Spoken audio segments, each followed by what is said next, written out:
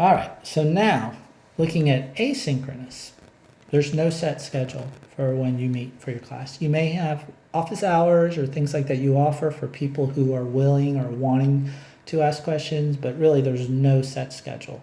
They get on when they get on, and what you need to do is have the materials ready for them. So when the students in the class attend the course material that you have ready for it, they are going to have due dates. So you're going to assign things based on when you need them done. And it can't necessarily be like at a certain time that you might normally would in a synchronous class or on live in class, because you know people are getting on and doing things at different times and rates.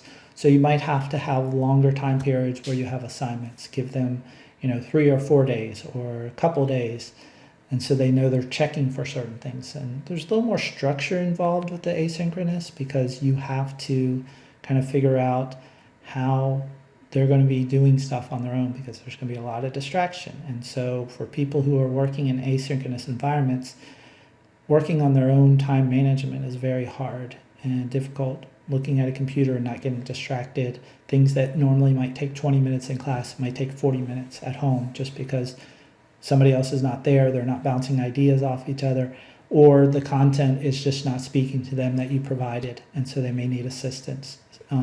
Or they might just procrastinate, because in class they're kind of forced at that time, whereas they kind of get their own schedule, and there may be distractions at home other than the computer too. So content, as far as delivering the content in an asynchronous class, Google Classroom is a good way, because then that way you can post by topics, you can kind of order things how you want them to progress through, or you can only release certain things until certain people are finished, because in Classroom you can assign different assignments to different students based on how well they're doing or whether they need help. Different students can get different assignments. But it doesn't have to be at this set time this happens. Maybe some student progresses through all the course material you have in 2 days. And so that way you set up the next set of weeks and you start them earlier on the next thing, or you give them some sort of extension activity. But Google Classroom, recorded videos could be posted. It doesn't have to be through Classroom. You could just have these videos posted. However you're delivering your material, you can do that. Websites, maybe self-paced student interactive tools like we talked about earlier, like Nearpod and Pear Deck and GoFormative, Socrative, and then always have an open kind of chat discussion board that's monitored by the teacher. Again, you'll see here at the bottom it says more front-loaded instruction. What this really means is you need to kind of plan out, I would suggest like a week in advance of the content and the progression and the kind of the series of how they will do their work and kind of the permutations to it too. So if somebody's having trouble, well, what are you going to give those people who are having difficulty? The ones who are excelling through this, what are you going to give them? So you have to kind of think about all the different scenarios and how you might help them. Even though it kind of comes intuitively when you're doing it in class, when you do it asynchronous and they're working on your own, you kind of have to plan it all ahead of time and kind of feel it out based on how your students are progressing, and have that kind of in your back pocket just in case you need it. So it is a lot more front-loaded work. All right, so students participating in class, how do they participate? Because it's not a live video meeting. Basically, it's similar to on-site except for they're turning in digital work as assigned. And so instead of having them do paper stuff, everything they're sending to you is digital, whether it's a digital video, whether it's a form completed, whether it's some sort of response, but basically you're interacting through some sort of digital means of turning things in. So even simple stuff that you might have them, say that they understand things or something like that, or little quizzes that you give or exit tickets, you're going to do it all through a digital means. And assignments and activities are distributed, but this is again back to specific expectations. You can't distribute an assignment and have that when they start it and then say, oh, in class we would normally just take 1 day on this. Well, with one day with the instruction and what you're asking them to do, it might take them longer. So you need to set specific expectations. Now, if they meet with you at the beginning of the day and you have a certain time, at 2:30 it needs to be done, yeah, that might be more reasonable than saying by the end of our class together.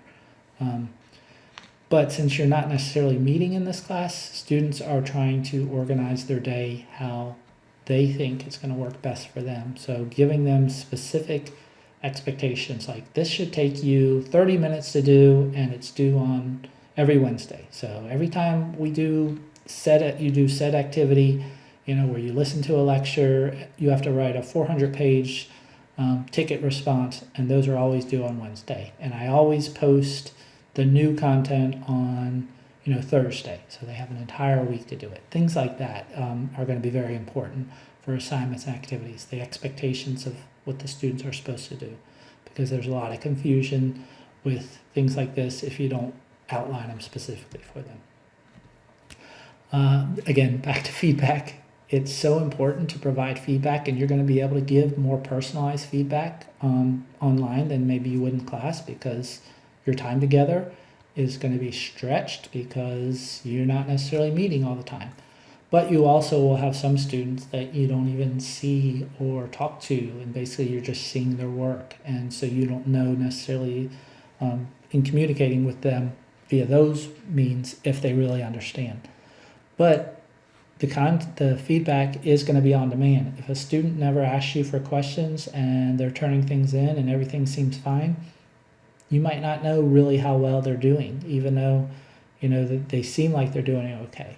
And it's not going to be instant. Somebody might ask you a question. Well, you're in the middle of creating content or talking with another student or looking at their work. They might not get it for another 30 minutes. So they have to figure out, what am I doing during this 30 minutes that I really need to find this answer to this question?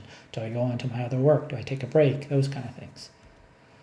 And so here's just like a little review of all those things. Remember, no set schedule for classes. Students are in class and you just have specific due dates, and they're on their own as far as managing when they're doing it. Make sure your content is prepared ahead of time, and you do some things that will help aid you, such as recording videos, so that way those things are taught the way you might want them rather than some other random person that you find on the internet that explains it. It's better when it comes from you. Having student-paced interactive tools, and always having some sort of office hours or open chat discussion board that you can monitor so you can see what the students are understanding and kind of chime in there to help them. As far as they're participating in class, similar to on class, again, just the digital work is assigned. Same thing with their activities with specific expectations, and then the feedback, what we just talked about.